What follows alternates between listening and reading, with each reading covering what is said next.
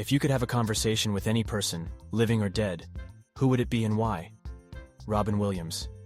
That man deserves the world. I'm still not over what happened.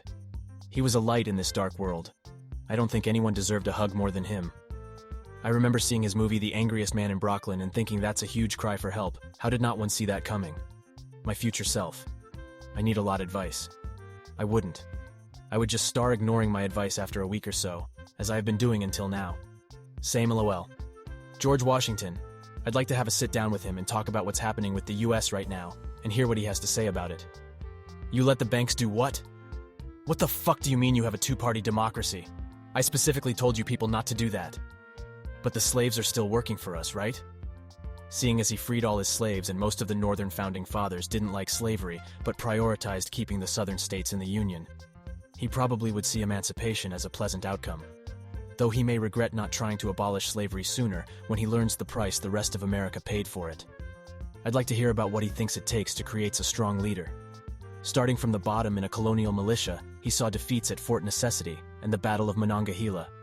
By determination and rallying those around him, he was appointed to be the colonel of the first full-time American military unit in the colonies.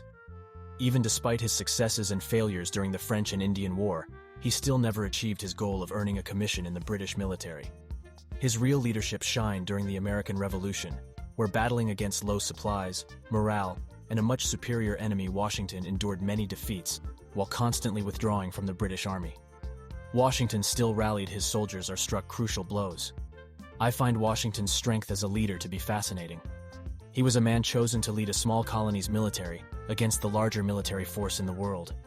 Of course, he had help from other great leaders at the time, but Washington's understand of when to fold to save those you need, and when to be brave and fight those you must make him an exceptional leader. Sure, his views in politics may be outdated now, but his leadership and commitment to himself and his cause are something few possess. Zodiac Killer. Takes a specific breed of person to create a whole language cipher, actively taught the police, leave zero evidence, and go uncaught. Learning how they did it would potentially help solve new cases. Incredible how one of the ciphers was only solved in 2020, over 50 years after it was made. And there is still 2 unsolved ciphers too. I am more interested in the history of the geniuses. Isaac Newton or Leonardo da Vinci are the 2 people I would love to have a conversation with. Seemingly forgotten people in terms of personality, there are no memories of these 2 outside their fame. Wouldn't anyone be curious about them? Are they seemingly normal, eccentric, assholes, great people? Talking about their inventions, how they created and how they lived. I would be thrilled. Assuming no translation issues, I'd love to speak with Diogenes. I'm sure he'd roast me and our modern culture up one side and down the other. Newton and Leo would be awesome choices as well. Nikola Tesla. What a privilege it would be to have a chat with one of the most brilliant minds of all times. You gotta ask him if he's Croatian or Serbian, because we are still arguing and fighting about that. Jesus or Muhammad. I'd like to know what they really said/meant. Blessed are the cheesemakers. The dude abides. Myself, when I was a teen, I'd sit her down and tell her that things will get way better, that she's gonna meet someone that gives her so much love, and for her to love herself more too. This one here.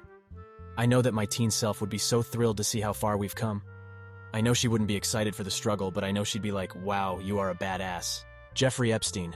Who all was there and what did they do? The exact reason he was killed.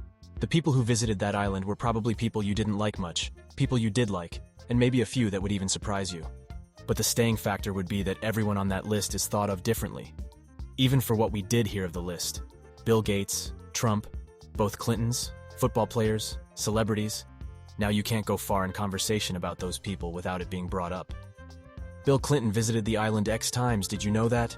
If they kept him alive and he revealed even more, there would have actually had to be investigations, and the odds are even more people from DC. We've waved party lines already here, it's clearly anyone would be involved. And well, maybe it's just a bit easier to kill him, huh? Any passenger pilot of the Malaysian Airlines MH370 would really want to know what happened that the flight crashed. They are in another dimension now. Ever seen that old 90s TV series, The Langoliers? That's where they went. If you haven't, watch it or read it, by Stephen King. Incredible concept. Jesus. Hayton. Jesus, it's really an honor to speak to you. I have so many questions. Jesus says something in Aramaic. Hayton.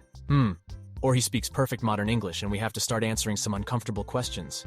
If Jesus is the Son of God, it's pretty reasonable to assume he could be a polyglot after he arises from the dead. That's also my answer. Jesus is arguably the most influential person who ever lived. I would love to know what he was actually like. How much of what he knows of his life story and teachings is true? What does he think about the religion that his followers started after he died? And the way Paul, the gospel writers, and subsequent church leaders changed said religion? I agree. I'm not a Christian, but I'd love to have a conversation with the man. Adolf Hitler. Because we don't even know him remotely close psychologically, how he was outside of his work except for the fact of some diaries and one single recording audio-wise. I would be very interested to see him face to face, and finally understand how and why he acted that way, or such manner. I'd like to talk to my grandpa one final time to just let him know I'll be alright. I was extremely depressed in the last few years of his life, and he was like the father I never had. So I want to show him that I might not be where I want to be right now, but that I am on the mend, and that I'll get there in due time.